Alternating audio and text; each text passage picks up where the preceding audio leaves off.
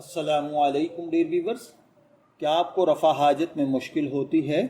کئی دن تک پیٹ صاف نہیں ہوتا یا پاخانہ سخت اور تکلیف دہ ہوتا ہے؟ اگر ہاں تو ممکن ہے آپ قبض کا شکار ہوں۔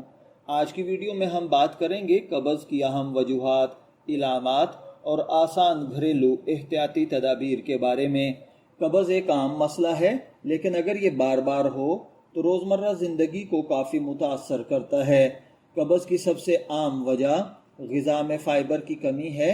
اگر ہماری خوراک میں پھل، سبزیاں، دالیں اور ثابت اناج کم ہو تو آنتوں کی حرکت سست ہو کر قبض پیدا ہو جاتی ہے۔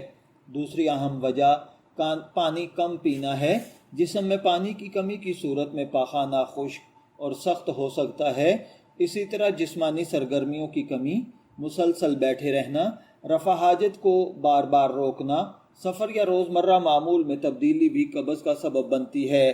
اب بات کرتے ہیں کچھ آسان گھریلو تدابیر کی۔ سب سے پہلے پانی مناسب مقدار میں پئیں۔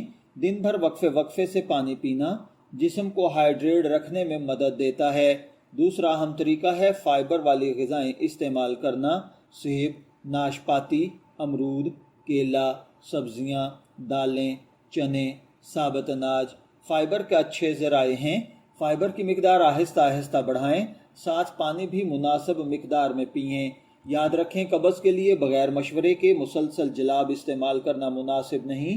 اگر قبض کئی ہفتوں تک برقرار رہے، بار بار واپس آئے، شدید پیٹ درد ہو، خون آئے، مسلسل قے ہو، وزن بلا وجہ کم ہو یا پاخانے کی عادت میں اچانک نمایاں تبدیلی آئے تو ڈاکٹر سے ضرور مشورہ کریں۔